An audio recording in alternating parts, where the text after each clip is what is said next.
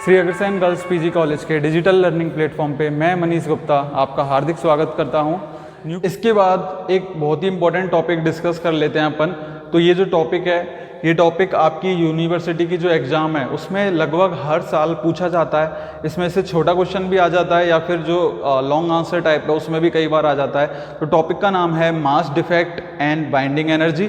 तो पहले अपन डिस्कस करेंगे मास डिफेक्ट को। आपको ऊपर दिख रहा होगा, मास डिफेक्ट को हिंदी में बोलते हैं द्रव्यमान क्षति।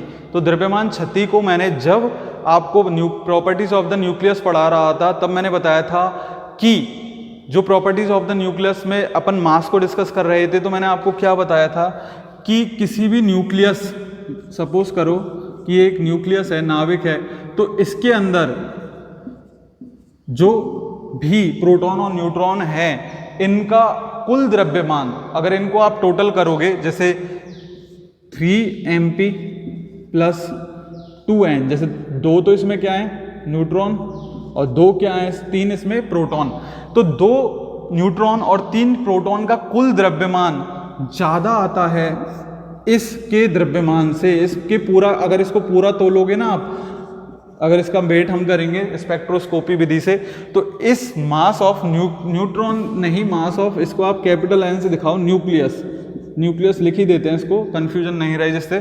तो ये जो मास ऑफ न्यूक्लियस है ये हमको कम प्राप्त होता है इंडिविजुअल न्यूक्लियॉन के मास से। अगर इंडिविजुअल न्यूक्लियॉन के मास को हम ऐड करें तो वो ज़्यादा होता है इस मास ऑफ न्यूक्लियस से। तो द्रव्यमान में एक कमी पाई जाती है, मतलब जितना द्रव्यमान होना चाहिए था वो नहीं है। तो ये जो कमी होती है द्रव्यमान की बच्चों, इसको ही हम कहते हैं द्रव्यमान क्षति। ये क्या कहलाती है, द्रव्यमान क्षति। और इसको अपन एक बार इक्वेशन के रूप में लिख लेते हैं जिससे आपको ज़्यादा ईजिली समझ में आए। इक्वेशन के रूप में अगर हम इसे लिखना चाहें तो देखिए, पहले आप बताइए कि जो मास होना चाहिए किसी भी न्यूक्लियस का कितना होना चाहिए, न्यूक्लियॉन्स का मास उसके अंदर, मास of proton.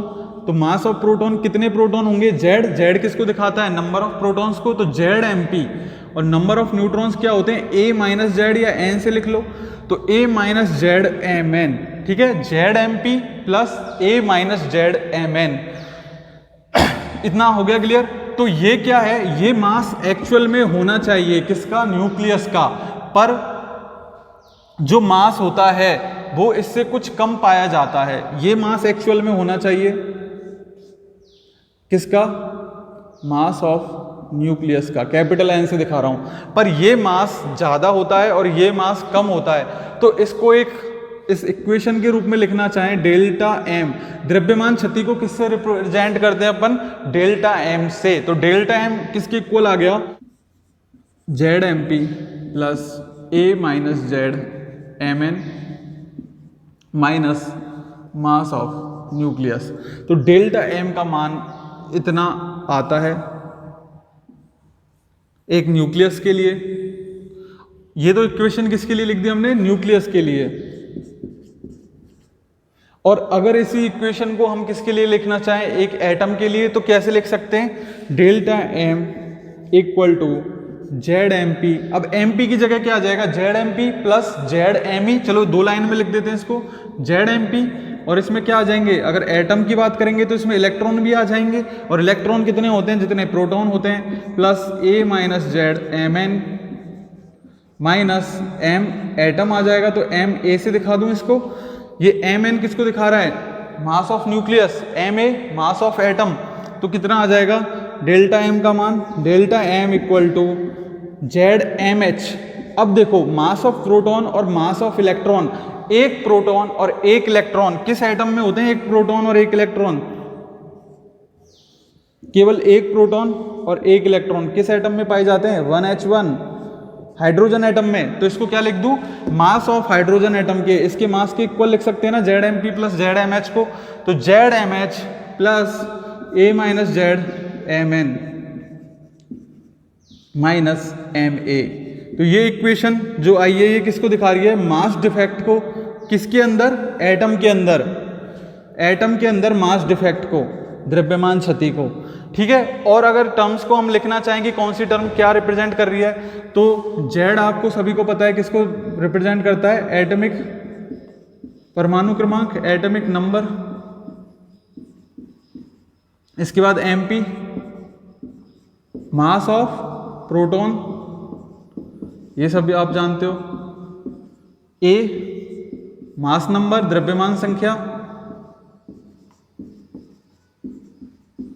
mn mass of neutron,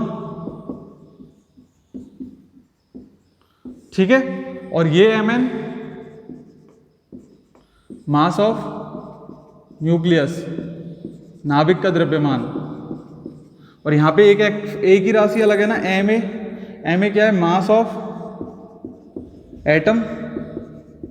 और mh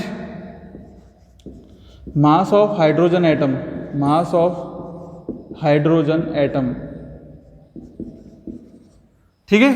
तो इन सभी को भी आप एग्जाम में लिख सकते हैं कि कौन सा जो सिंबल है वो किस चीज को रिप्रेजेंट कर रहा है। और अगर आपको डेफिनेशन लिखनी हो मास डिफेक्ट या द्रव्यमान क्षति की तो क्या लिखोगे, यदि न्यूक्लियस का मास मेजर किया जाए तो यह इसके कंस्टिट्यूएंट्स पार्टिकल, जो इसके कंस्टिट्यूएंट्स प्रोटॉन और न्यूट्रॉन है, उनके कुल द्रव्यमान के योग से कुछ कम पाया जाता है। तो द्रव्यमान में पाई जाने वाली यह कमी क्या कहलाती है, द्रव्यमान क्षति। तो द्रव्यमान में यह जो कमी पाई जाती है वो क्या कहलाती है बच्चों, द्रव्यमान क्षति।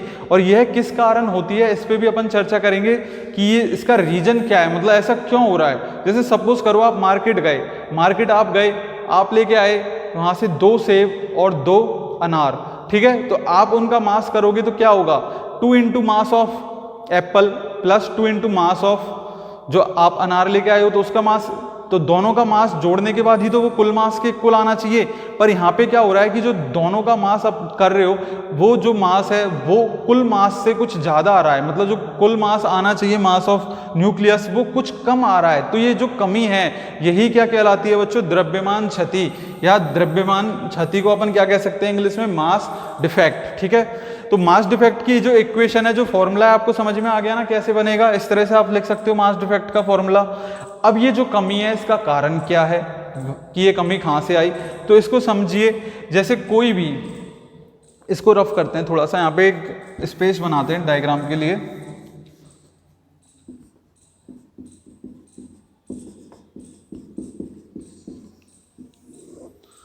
ठीक है, तो जैसे कोई भी एटम है और उसके अंदर ये न्यूक्लियस है, तो इस न्यूक्लियस के अंदर सपोज कीजिए जैसे कुछ प्रोटॉन्स और कुछ न्यूट्रॉन्स मैं बना रहा हूं, ठीक है।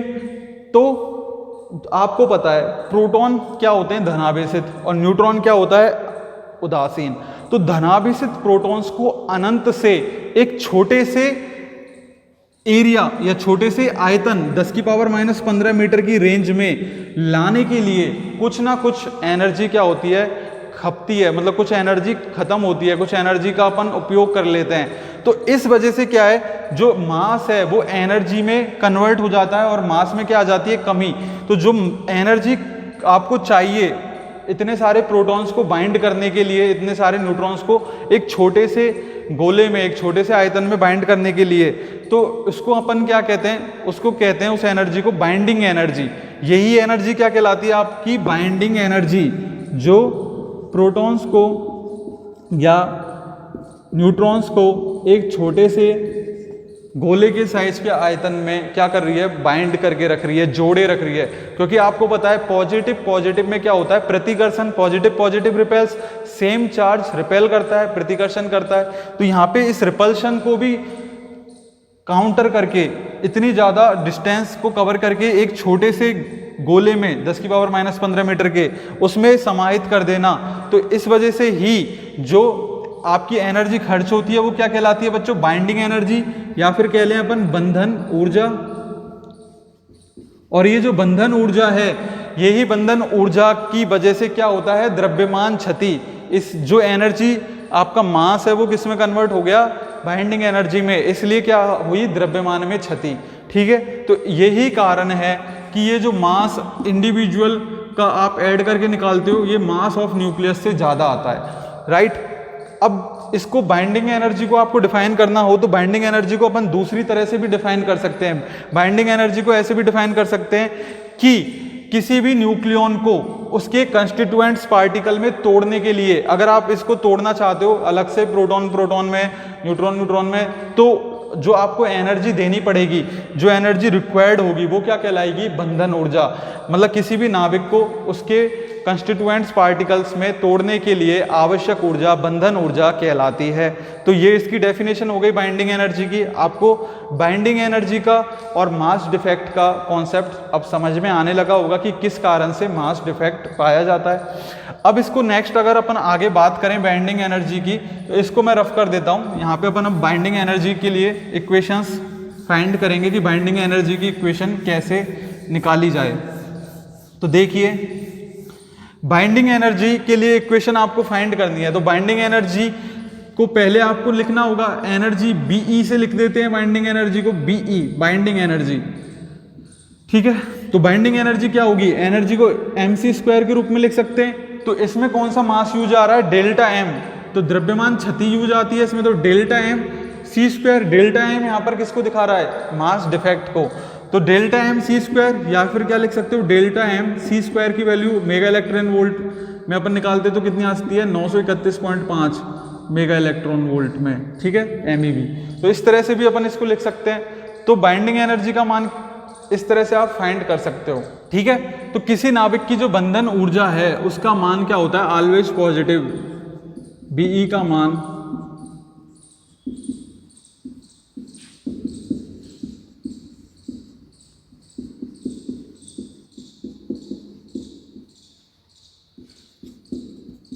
ठीक है। और अब इसे इक्वेशन की फॉर्मेट में लिखना है तो कैसे लिखेंगे? डेल्टा एम को खोल दो, तो बाइंडिंग एनर्जी बराबर क्या आ जाएगा?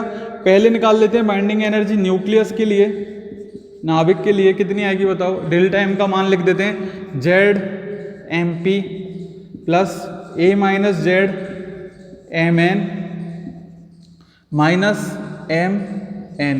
MN क्या है? Mass of nucleus. तो ये क्या आ गई? बाइंडिंग एनर्जी किसके लिए? ये आ गई आपकी बाइंडिंग एनर्जी एक न्यूक्लियस के लिए। पर इसमें अभी हमने केवल मास लिखा है, या तो क्या करो इसको c² से मल्टीप्लाई कर दो, या इसको मल्टीप्लाई कर दो 931.5 से, तो अपन इसको c² से मल्टीप्लाई कर देते हैं। इस तरह से लिख दो इसको इंटू c², ठीक है। या तो इस तरह से लिख दो, या फिर 931.5 मेगा इलेक्ट्रॉन वोल्ट से मल्टीप्लाई कर दो। दूसरी इक्वेशन क्या आएगी? Binding energy for atom. तो बाइंडिंग एनर्जी फॉर एटम कितनी होगी? बाइंडिंग एनर्जी फॉर एटम आएगी ZMP plus A minus Z. अब ZMP की जगह यहाँ पे क्या आ जाता है? ZMH, मास ऑफ हाइड्रोजन, क्योंकि इसमें ZMP plus ZME number of protons plus number of electrons, उनका मास ऐड हो जाएगा। तो ZMH plus A minus Z MN, थोड़ा सा बड़ा बना लो इसको, MN को, MN minus mass of atom into में क्या आएगा? c²। तो ये क्या निकाल लिया अपन ने? बाइंडिंग एनर्जी किसी एटम के लिए। ये क्या आ गई? Binding energy for an atom. अगर किसी एटम की बाइंडिंग एनर्जी फाइंड करनी है तो इस इक्वेशन को यूज कर लेंगे, और अगर किसी न्यूक्लियस की बाइंडिंग एनर्जी फाइंड करनी है तो इस इक्वेशन को यूज कर लेंगे। तो आई होप आपको द्रव्यमान क्षति एवं बंधन ऊर्जा का ये कॉन्सेप्ट है, ये समझ में आ गया होगा। अब इसके अपन न्यूमेरिकल हल कर सकते हैं। इसका एक न्यूमेरिकल ज़्यादातर एग्जाम में पूछा जाता है, तो एक बार इसको आप उतार लीजिए, इसको लिख लीजिए, स्क्रीनशॉट ले लीजिए, फिर अपन डिस्कस करते हैं इसके न्यूमेरिकल्स।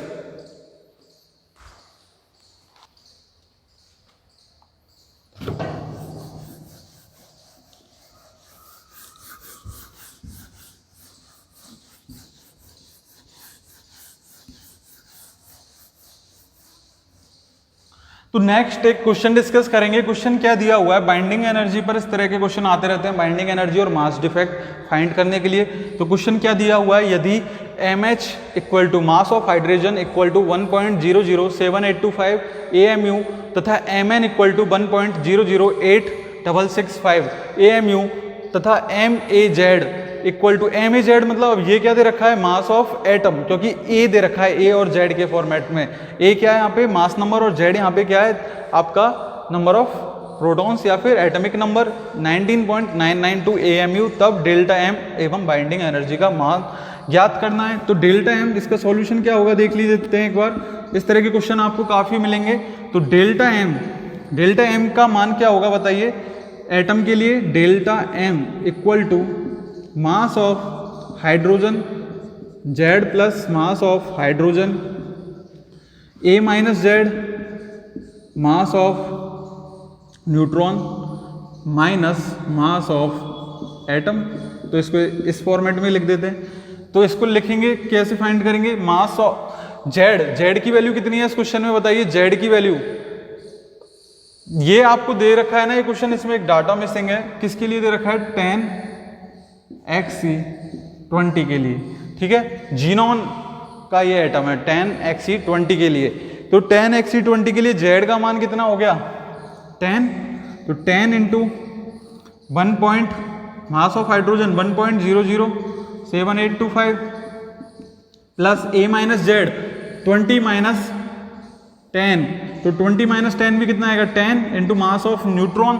मास ऑफ न्यूट्रॉन कितना दे रखा है, स्मॉल n से लिख लेते हैं। मास ऑफ न्यूट्रॉन कितना दे रखा है 1.008665, राइट। और माइनस मास ऑफ एटम कितना दे रखा है 19.992 AMU। तो ये सारी यूनिट्स AMU में है तो लिखने की जरूरत नहीं है।